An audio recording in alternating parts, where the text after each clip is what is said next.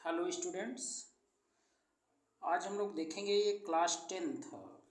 देखें क्लास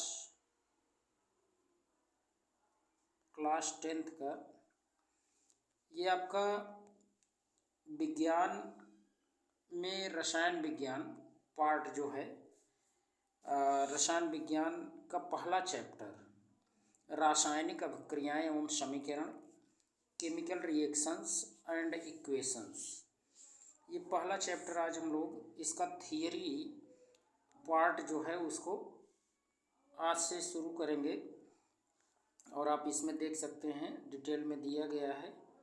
और ये जो है बिहार बोर्ड द्वारा संचालित जो बुक है वो बुक है, उसी बुक से इसको हम लोग देखेंगे। डिटेल में दिया गया है और यहाँ केमिस्ट्री, फिजिक्स और बायो अलग अलग चलता है, क्लास 9th और 10th में भी।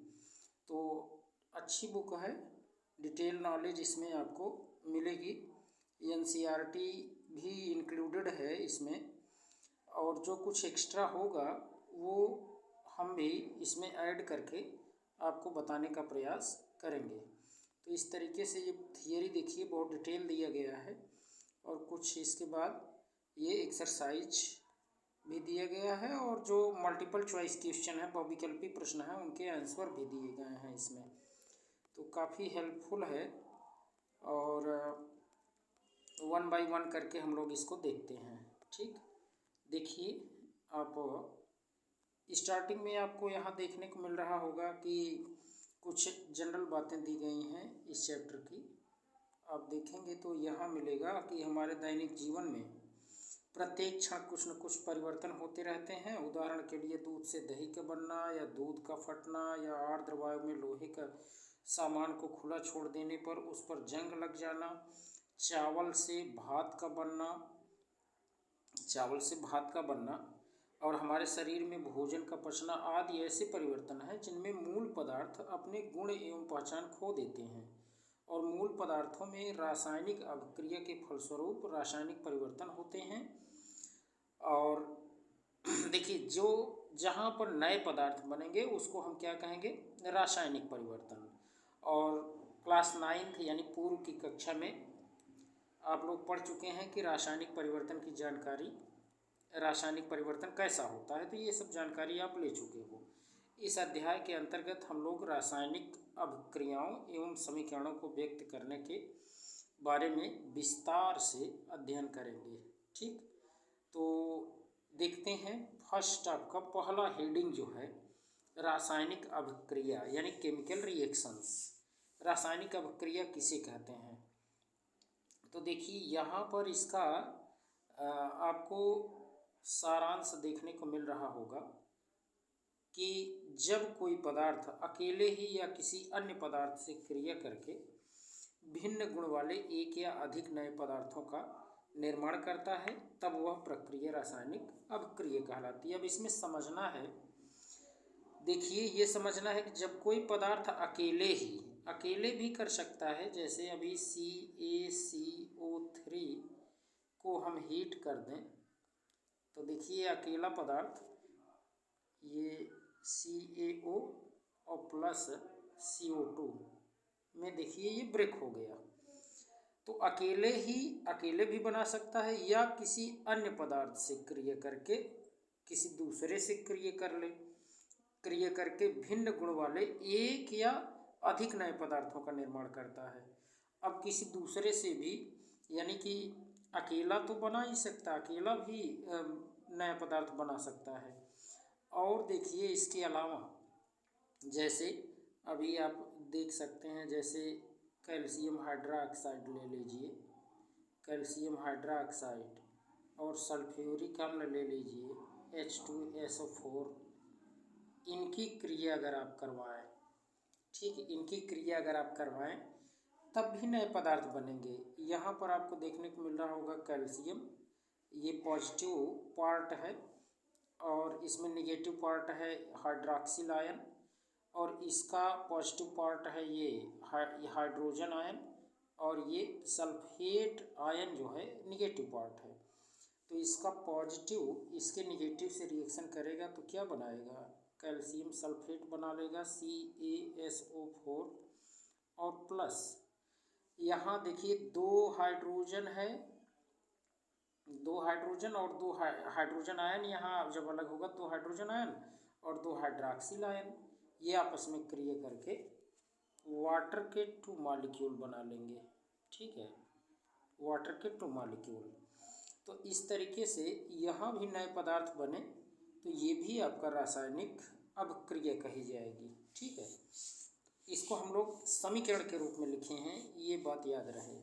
ठीक है, ये इसको हम ये पूरा जो है ये लिखा गया ये रासायनिक समीकरण है और नया पदार्थ बन रहा है तो ये रासायनिक अभिक्रिया हुई, यानी कि रासायनिक परिवर्तन हुआ।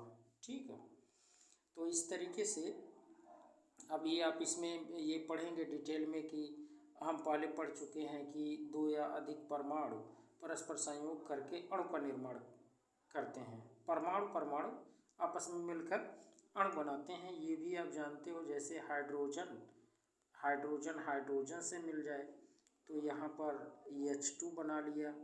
ठीक है, ये भी यहाँ भी देखिए अणु का निर्माण हुआ। इसके अलावा जैसे यहाँ बात हो रही है परमाणु मिल करके, है ना। अभी आप देखें जैसे कैल्शियम है और सल्फर है, ये भी परमाणु है, आपस में क्रिया करके CaS कैल्शियम सल्फाइड बनाए तो ये भी अणु है, ये आणविक यौगिक है। ठीक है, लेकिन ये यौगिक नहीं है, आणविक तत्व है। ठीक है, क्या है, आणविक तत्व। हाइड्रोजन तत्व का यह एक अणु है। ठीक, इस तरीके से आप इसको समझते रहें। अब देखिए जब कोई पदार्थ यानी तत्व हो या यौगिक हो किसी दूसरे पदार्थ के साथ संयोग करता है तब उन पदार्थों के अणु परमाणुओं में टूट जाते हैं। ये बात याद रहे, क्योंकि अणु जो होता है वो रासायनिक अपक्रिया में भाग नहीं लेता, तो पहले वो परमाणु में टूटता है और उन्हीं परमाणुओं का आपस में रीअरेंजमेंट होता है और भिन्न पदार्थ के अणु बनते हैं। अर्थात आप ये कह सकते हैं कि जैसे आप देखते होंगे कभी कि H2 और Cl2 आप ऐसे रिएक्शन करवा के लिख देते हैं 2HCl। ठीक, तो ये मत सोचिए कि ये अणु हैं तो ये अणु रासायनिक अपक्रिया में भाग लेते हैं। अणु पहले ये अणु जो आप देख रहे हैं ये अणु पहले टूटते हैं किसमें, परमाणु में। H2 है तो 2H में टूट जाएगा, है ना, H में। Cl2 है तो ये Cl में अलग अलग टूट जाएगा, 2 Cl बना लेगा, तब परमाणु आपस में क्रिया करते हैं और फिर वो नए पदार्थ बनाते हैं और इसी प्रक्रिया को हम रासायनिक अभिक्रिया कहते हैं। ठीक, समझ गए होंगे। और देखिए जो पदार्थ रासायनिक अभिक्रिया में भाग लेकर नया पदार्थ बनाता है उसको अभिकारक कहते हैं, यानी रिएक्टेंट कहते हैं।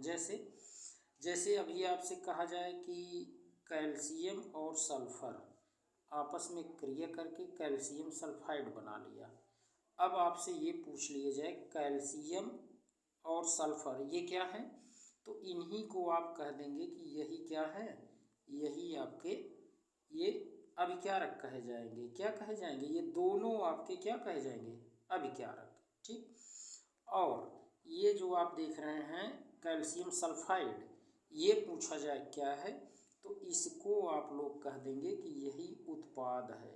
उत्पाद भी कह देते हैं, इसी को प्रतिफल भी कहते हैं, प्रतिफल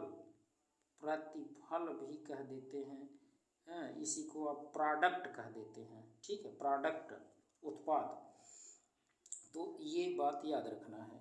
ठीक, और ये तो आपका क्या कहा जाएगा, ये आपका कहा जाएगा उत्पाद कहिए या प्रतिफल कहिए, इंग्लिश में आप इसको प्रोडक्ट कह देते हैं। ठीक, अब यही बात आगे दिया गया है कि और रासायनिक अभिक्रिया के फलस्वरूप बने नए पदार्थ जो अभी हम एरो के दाहिनी ओर लिखे थे उसको आप प्रतिफल यानी प्रोडक्ट या उत्पाद कहते हैं। ठीक है, अब एग्जाम्पल जैसे हमने तो दे ही दिया, अब जैसे एग्जाम्पल आप यहाँ देख सकते हैं, ये रिएक्शन लिया गया है, रिएक्शन को देखें। अब इस रिएक्शन में अगर आप ध्यान से देखें तो यहाँ पर जो आपका ये हाइड्रोजन और क्लोरीन है, ये आपका क्या कहा जाएगा, ये आपका कहा जाएगा कि ये अभिकारक है। क्या है? अभिकारक। और यहीं पर आप अगर चेक करें तो आपको ये 2HCl देखने को मिल रहा है ना? क्या मिल रहा है? 2HCl। और ये आपका क्या कहा जाएगा, तो आप इसको याद रखें, ये आपका प्रतिफल कहा जाएगा, यानी प्रोडक्ट कहा जाएगा। ठीक, क्लियर हो रहा होगा। तो ये बात आप जानते रहिए। अब देखिए, इसमें हम लोग ये देख लेते हैं। देखिए डिटेल में यहाँ आपको दिया गया है, आप इसको डिटेल में यहाँ से पढ़ सकते हैं। यहाँ देखें H2 और Cl2 ये दोनों अभिकारक कहलाते हैं तथा इनसे बना नया पदार्थ जो HCl है वो प्रोडक्ट यानी प्रतिफल कहलाता है। इसी प्रकार आप दूसरा एग्जाम्पल भी ले सकते हैं। यहाँ देखें दूसरे एग्जाम्पल में आप ज़रा चेक करिए। देखिए ये एग्जाम्पल आप लीजिए और इसमें आपको देखने को मिल रहा होगा कि यहाँ जो कैल्शियम कार्बोनेट है, ठीक है, कैल्शियम कार्बोनेट, इसको हम लोग क्या कहेंगे, तो इसी को हम लोग कह देंगे क्या, ये अभिकारक है। क्या है?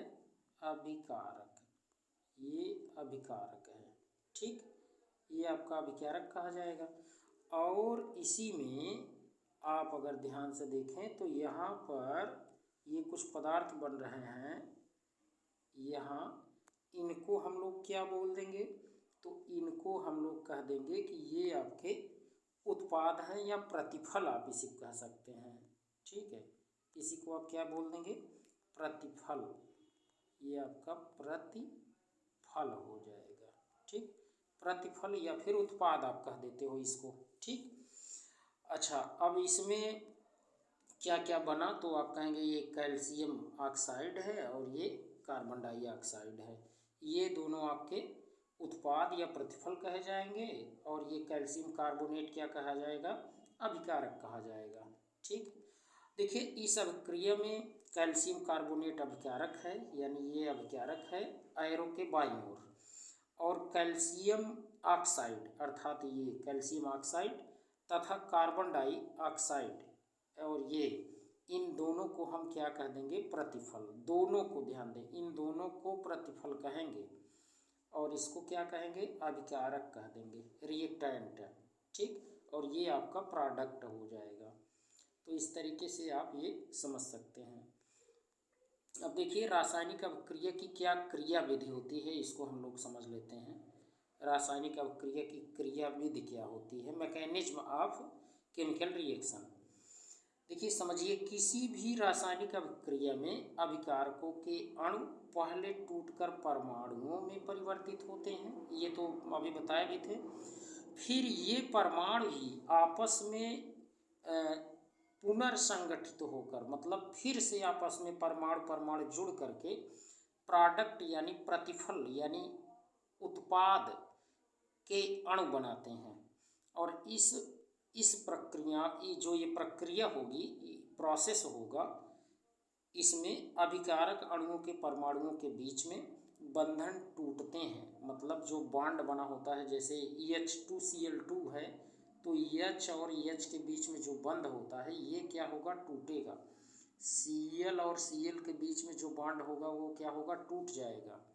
ठीक है, और अभिक्रिया के फलस्वरूप परमाणुओं के बीच नए बंधन बनते हैं। तो एक H एक Cl से क्रिया करके फिर नया बॉन्ड बनाएगा। ठीक, अगला ये H इस Cl से जुड़कर अगला बॉन्ड बनाएगा, जिससे प्रतिफल के अणुओं का निर्माण होता है। तो ये है मैकेनिज्म, जिसे आप क्रिया विधि कहते हैं, यानी क्या क्या होता है। अब रासायनिक अभिक्रियाओं की विशेषताएं हम लोग देख लेते हैं। रासायनिक अभिक्रियाओं की क्या विशेषताएं हैं, तो देखें ये आपका ये हेडिंग हो जाएगा, नेक्स्ट हेडिंग है रासायनिक अभिक्रियाओं की विशेषताएं। इसको देखें, इसमें ध्यान से देखिए। तो रासायनिक अभिक्रियाओं की प्रमुख जो विशेषताएं हैं वो निम्न है। पहला आप देखिए, पहला गैस की उत्पत्ति। गैस भी किसी न किसी रासायनिक, जैसे कोई रासायनिक अभिक्रिया है, अगर उसमें गैस बन रही है तो उसको हम किस तरीके से दिखाएंगे, ठीक है। तो देखिए गैस भी रासायनिक अभिक्रिया में बन सकती है, ये कहने का मतलब है। कुछ रासायनिक अभिक्रियाएं ऐसी होती हैं जिनमें कोई गैस उत्पन्न होती है। उदाहरण के लिए जैसे अभी हम ये जिंक का ग्रेन्यूल्स में दानेदार जिंक की अभिक्रिया डाइल्यूट हाइड्रोक्लोरिक, तनु हाइड्रोक्लोरिक अम्ल, तनु मतलब उसमें वो जल की मात्रा है, ठीक है, या तनु सल्फ्यूरिक अम्ल से कराते हैं तो हाइड्रोजन गैस उत्पन्न होती है, ठीक। ये तो पहला, अभी हम इसको देखिए अभिक्रिया के रूप में यहाँ लिख देते हैं। जैसे आपके पास अगर जिंक है, जिंक और तनु HCl है, आप क्रिया करवाते हैं तो ZnCl2 बनेगा और साथ में हाइड्रोजन गैस रिलीज हो जाएगी, ठीक है। ये H2 गैस देखिए हल्की गैस है। इसका एरो आप इसके राइट हैंड पर एरो का हेड ऊपर की तरफ करके आप दिखा सकते हैं। और संतुलित भी इसे कर लीजिए, क्योंकि यहाँ HCl है, 2 H कर दीजिए, क्योंकि H2 में 2 H है, तो और Cl2 भी यहाँ हो गया तो संतुलित हो गया ये, ठीक। और इसी तरीके से आप ध्यान दें, दूसरा एग्जाम्पल दिया है। एक परख नली में थोड़ा सोडियम कार्बोनेट लेकर उसमें तनु हाइड्रोक्लोरिक अम्ल डालने पर कार्बन डाइऑक्साइड गैस उत्पन्न होती है। इसका हम समीकरण दिखाते हैं। देखिए इसका जो है समीकरण आप देख लीजिए यहाँ कि एक परख नली में यानी टेस्ट ट्यूब में थोड़ा सोडियम कार्बोनेट, सोडियम कार्बोनेट कहने का मतलब ये है कि Na2CO3, Na2CO3, ये सोडियम कार्बोनेट लेकर उसमें तनु हाइड्रोक्लोरिक अम्ल यानी HCl आप डालिए, डाइल्यूट HCl, ठीक। ये कैसा है, डाइल्यूट है, यहाँ आप लिख सकते हैं डाइल्यूट। देखिए यहाँ आप डाइल्यूट लिख सकते हैं, DIL लिख दिया जाता है, इसका मतलब ये है कि ये डाइल्यूट है, ठीक है। और वैसे भी आप नीचे लिख सकते हैं, यहाँ लिखने की ज़रूरत नहीं, यहाँ तो अक्सर वो दिखा दिया जाता है, क्या कहते हैं इसकी अवस्था, तो डाइल्यूट आप यहाँ नीचे लिख सकते हैं, DIL डाइल्यूट सॉरी, यहाँ आप डाइल्यूट लिख सकते हैं। अब देखिए इसमें होगा क्या, यहाँ आपको देखने को मिलेगा कि ये आपस में क्रिया करके कार्बन डाइऑक्साइड गैस उत्पन्न करते हैं। जैसे कैसे, देखिए इसमें आप ज़रा ध्यान से देखें तो मिलेगा इसका पॉजिटिव पार्ट Na2, ये Na2 ये टूट कर अलग अलग, Na में 2Na+ अलग हो जाएगा, ठीक है, यानी Na+ में, और CO3 2- ये अलग हो जाएगा, और Cl- H+, तो इसके माइनस वाले पार्ट से इसका पॉजिटिव यानी Na पर 1+, Cl पर 1-, तो वो 1+1- कैंसिल हो जाएगा, तो NaCl बन जाएगा। क्या बनेगा, NaCl, ठीक है। और इसके बाद अब यहाँ देखें हाइड्रोजन है और यहाँ CO3 है, तो ये तो बनेगा यहाँ पर H2CO3, लेकिन ये हीट आप देंगे, हीट अच्छा करने की ज़रूरत नहीं, बट यहाँ होगा क्या, हीट नहीं करेंगे फिर भी ये ब्रेक हो जाएगा, बहुत वह अनस्टेबल होता है H2CO3, वह H2O और CO2 में टूट जाएगा, तो इसमें बन जाएगा H2O, हीट करने की ज़रूरत नहीं है अपने आप ही। और CO2 गैस हम इधर लिख देते हैं लेफ्ट साइड, CO2, ठीक। और ये एरो जो है ऊपर दिखा देंगे, क्यों, तो ये देखिए इसको बैलेंस भी कर दे रहे हैं, बैलेंस कर दे रहे हैं। देखिए यहाँ पर क्या है, 2Na है, देख रहे हैं इधर 2Na है, तो यहाँ पर देखिए 2 लगा लीजिए, 2 लगाना पड़ेगा, है ना, 2, तो क्योंकि यहाँ बैलेंस भी अभी आप कर रहे हैं तो बैलेंस करेंगे तो यहाँ 2 लिखना पड़ेगा, 2Na और 2Na। देखिए यहाँ 2 कॉमन में Cl हो गया, यहाँ भी देखिए 2 लगाए हैं जो ये Cl को भी रिप्रेजेंट कर रहा है ना, 2Cl, 2 ये Cl हो गया। और हाइड्रोजन भी यहाँ 2 है, H2O में आप देखें हाइड्रोजन 2 है। और यहाँ आप देखेंगे यही H2 एक ऑक्सीजन निकाल देगा CO3 से, तो यहाँ CO2 बच जाएगा, जहाँ CO3 है तो वही CO2 बच गया। तो इस तरीके से ये कार्बन डाइऑक्साइड गैस रिलीज होती है। तो इस रिएक्शन में आपने क्या देखा, इस रिएक्शन में आपने ये देखा कि जो सोडियम कार्बोनेट है यह तनु हाइड्रोक्लोरिक अम्ल के साथ क्रिया करके कार्बन डाइऑक्साइड गैस उत्पन्न किया। ठीक, और ये देखिए रासायनिक अभिक्रिया की विशेषता है, अवक्षेप भी बन जाते हैं, है ना। कुछ ऐसी रासायनिक अभिक्रियाएँ होती हैं जिसमें क्या होता है, अवक्षेप बन जाते हैं। देखिए इसमें जैसे अवक्षेप एक ठोस पदार्थ है, सॉलिड सब्सटेंस है, जो रासायनिक अभिक्रिया के फलस्वरूप विलयन में से पृथक हो जाता है। एग्जाम्पल देखिए, जैसे सोडियम क्लोराइड जो आप देख रहे हैं ये तो जल में विलेय है, ये जलीय विलयन में सिल्वर नाइट्रेट का विलयन, सिल्वर नाइट्रेट यानी AgNO3, ये सिल्वर नाइट्रेट है। ठीक, सिल्वर नाइट्रेट AgNO3 के विलयन डालने पर सिल्वर क्लोराइड का दही जैसा सफ़ेद अवक्षेप बनता है। ठीक है, सिल्वर क्लोराइड का AgCl ये वाटर में सॉल्युबल नहीं होता अच्छे से, तो ये सॉलिड और अवक्षेप के रूप में बन जाता है। तो इसी के बगल में एरो आप नीचे की तरफ बना लेंगे, चूँकि यहाँ प्लेस नहीं था तो इसलिए हम इसको यहाँ प्लस करके, देखिए प्लस करके लिख देंगे, प्लस करके आप और लिख देंगे NaNO3। अब मैं इसे इस साइड लिखता हूँ क्योंकि प्लेस नहीं है, NaNO3।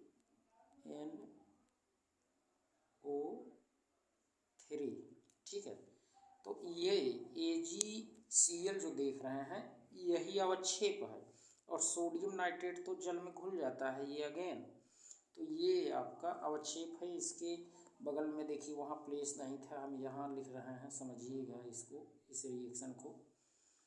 जैसे जब भी लिखेंगे AgCl तो इसके बगल में यहाँ आयरोल बना देंगे, और ये सॉलिड फॉर्म में होता है, यानी ये अवक्षेप के रूप में वहाँ। अब थोड़ा सा आपका दही जैसा, यहाँ देखिए ऑलरेडी लिखा गया है, आप समझ सकते हैं कि दही जैसा सफ़ेद अवक्षेप के रूप में वो नीचे बैठ जाता है। और बेरियम क्लोराइड के जलीय विलयन में तन सल्फ्यूरिक अम्ल अगर डाल दें, जैसे देखें यहाँ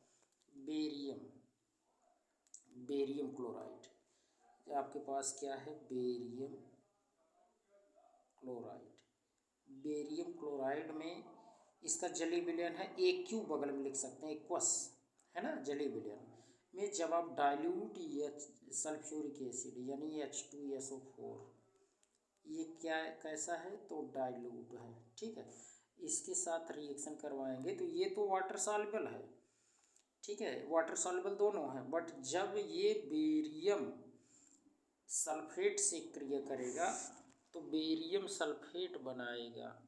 देखिए यस, ये सल्फेट आयन है ना, तो बेरियम सल्फेट जो बना यह सॉलिड रहेगा। कैसा रहेगा, सॉलिड। और ये अब देखिए ये प्लेस नहीं है, बगल में आप बनाइएगा, ठीक है, एरो साइड में इसके बराबर तक, तो बेरियम सल्फेट बन गया और साथ में 2HCl ये बन जाएगा। ठीक, तो ऊपर तो लिखते नहीं, नीचे की तरफ आप लिख सकते हैं, बट प्लेस ना होने के कारण हम ऊपर लिख रहे हैं। तो ये अब देखिए ये वाटर में नहीं घुलता है ना, वाटर इनसॉल्युबल है, इसलिए इसको हम क्या कह देंगे, प्रोडक्ट के रूप में ऐसा कोई सॉलिड सब्सटेंस बन जाए जो जल में न घुल पाए तो वही अवक्षेप कहा जाता है। तो ये अवक्षेप होगा, ये अवक्षेप नहीं होगा HCl। ठीक, तो अवक्षेप का बनना जो है यह भी रासायनिक अभिक्रिया की विशेषता है। ठीक, ऐसे ही आप देख सकते हैं यहाँ रंग परिवर्तन। रंग परिवर्तन देखिए, ये रंग परिवर्तन देख लीजिए। कुछ रासायनिक अभिक्रियाओं में पदार्थों के रंग में भी परिवर्तन होता है, जैसे पोटेशियम परमैंगनेट। पोटेशियम परमैंगनेट का फार्मूला क्या है? KMnO4। ये पोटेशियम परमैंगनेट के बैगनी रंग, इसका बैगनी रंग होता है। कैसा रंग होगा? बैगनी रंग। ठीक है, ये बैगनी रंग का होता है। तो बैगनी रंग के विलयन में थोड़ा थोड़ा नींबू का रस है ना, निचोड़ने पर विलयन का बैगनी रंग धीरे धीरे गायब हो जाता है। तो ये देखिए रंग भी बदल रहा है। अब बहुत कई परीक्षाएं पूछ लेता है कि जैसे दे देगा आपको कि पोटेशियम परमैंगनेट के विलयन में साइट्रिक एसिड डालने पर क्या होता है, तो विकल्प में दे देगा कि लाल हो जाता है, नीला हो जाता है, रंगहीन हो जाता है, ठीक है, इस तरीके से। तो रंग गायब हो जाता है, यानी रंगहीन हो जाएगा, रंग इसका खत्म हो जाएगा। तो ये इस तरीके से प्रश्न पूछता है। ठीक, दूसरा पॉइंट देखिए, पोटेशियम डाइक्रोमेट। पोटेशियम डाइक्रोमेट का क्या फार्मूला है? K2Cr2O7। ये पोटेशियम डाइक्रोमेट, इसके अम्लीय विलयन का रंग, ये इसमें थोड़ा सा एसिडिक होता है, एसिडिक। और देखिए इसमें एसिड थोड़ा सा आप मिला देंगे तो एसिडिक होगा, तब उसी को आप अम्लीय विलयन कह देंगे पोटेशियम डाइक्रोमेट का। तो इसका रंग नारंगी होता है। कैसा होगा? नारंगी रंग होता है, नारंगी रंग होता है। अब इसमें अगर हम जैसे देखिए कुछ अम्ल भी है, जैसे H2SO4 मान लो मिला दिए, H2SO4, और इसी के साथ और मिला दें क्या, हम SO2 गैस प्रवाहित कर दें, SO2 गैस। अब इतना आप जब ले रहे हैं ना, इसमें आप SO2 गैस प्रवाहित कर दिए अम्लीय विलयन में, तो इसका जो कलर है वो बदल जाएगा, है ना। नारंगी से कैसा हो जाएगा? हरे रंग में। यह नारंगी से चेंज हो जाएगा किसमें? यह नारंगी से चेंज हो जाएगा हरे रंग में। किसमें? ये नारंगी से हरे रंग में बदल जाएगा। ठीक है, नारंगी से हरे में बदल जाएगा। कौन? पोटेशियम डाइक्रोमेट का अम्लीय विलयन। पोटेशियम डाइक्रोमेट के अम्लीय विलयन में जब हम सल्फर डाइऑक्साइड गैस प्रवाहित करेंगे तो इसका नारंगी रंग हरे रंग का हो जाएगा। ठीक है, तो इस तरीके से रंग भी बदलता है रासायनिक अभिक्रियाओं में। और ताप में परिवर्तन देखिए, ताप में कुछ रासायनिक अभिक्रियाओं के फलस्वरूप ताप भी बदलता है।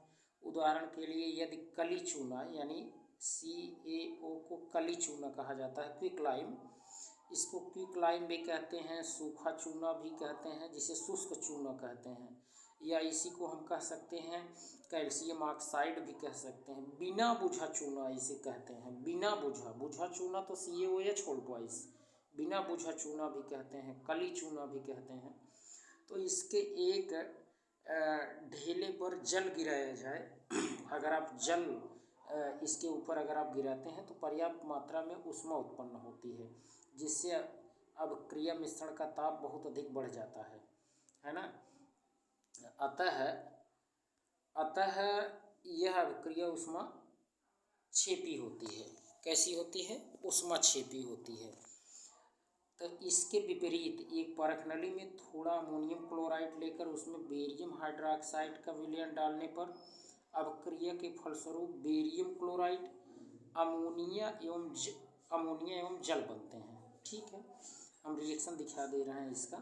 देखिए पहले तो ये देख लीजिए, जैसे CaO कैल्शियम ऑक्साइड अगर आप लेते हैं, ये है आपका कैल्शियम ऑक्साइड, इसके साथ अगर आप जल मिलाते हैं, जल H2O मिला दें, ठीक है, आप इसके साथ अगर जल मिला दिए तो होगा क्या, आप देखें जल मिलाने पर ये कैल्शियम ऑक्साइड जो आप देख रहे हैं, ध्यान से देखें, कैल्शियम ऑक्साइड यहाँ दिया गया है, ये जो आप देख रहे हैं, ये H2O के साथ क्या करता है, ये ऊष्मा निकालता है, ऊष्मा इसमें से निकलती है और ऊष्मा क्षेपीय हो गया। और इसके ठीक विपरीत आप थोड़ा सा अमोनियम क्लोराइड ले लें। अमोनियम क्लोराइड मतलब NH4Cl और इसमें बेरियम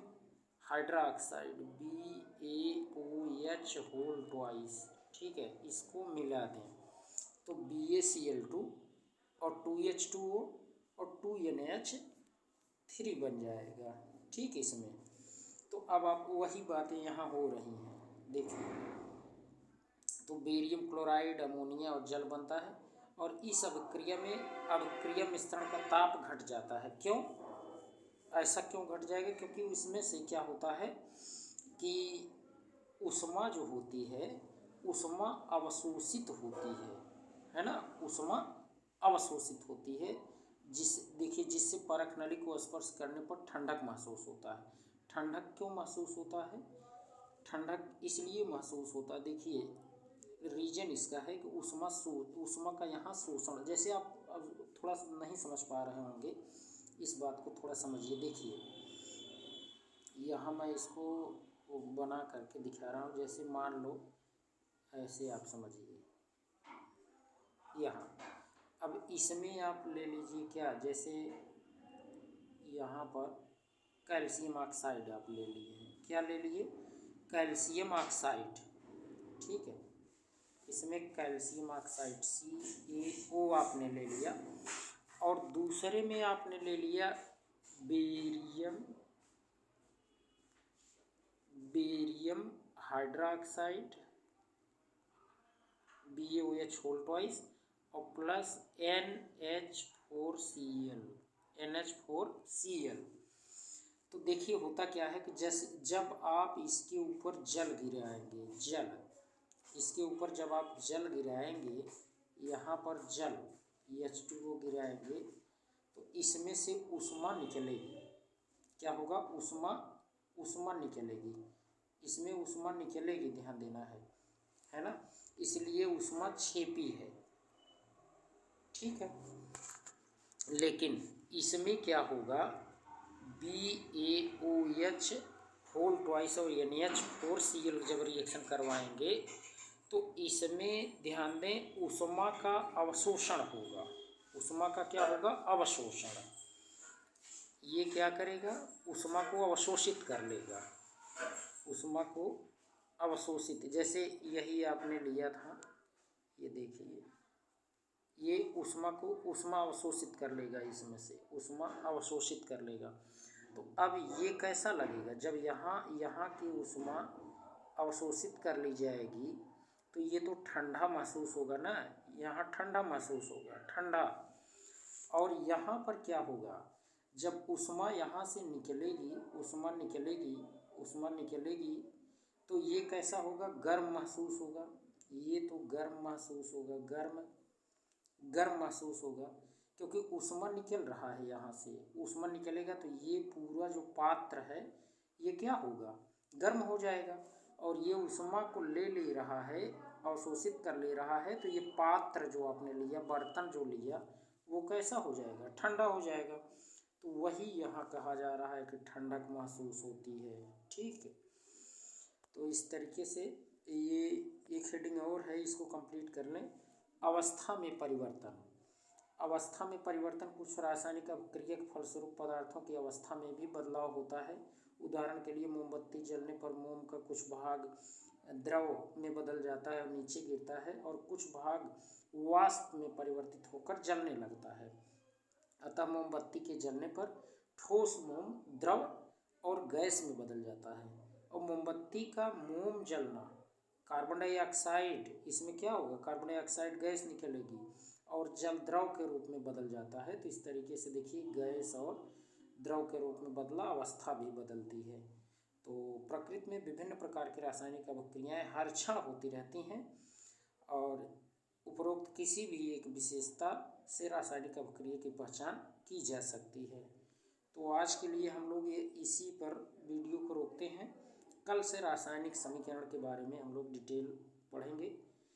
यदि आप चैनल पर नए हैं तो सब्सक्राइब करिए, शेयर करिए, लाइक करिए, ठीक है। तो आज के लिए इतना ही। धन्यवाद।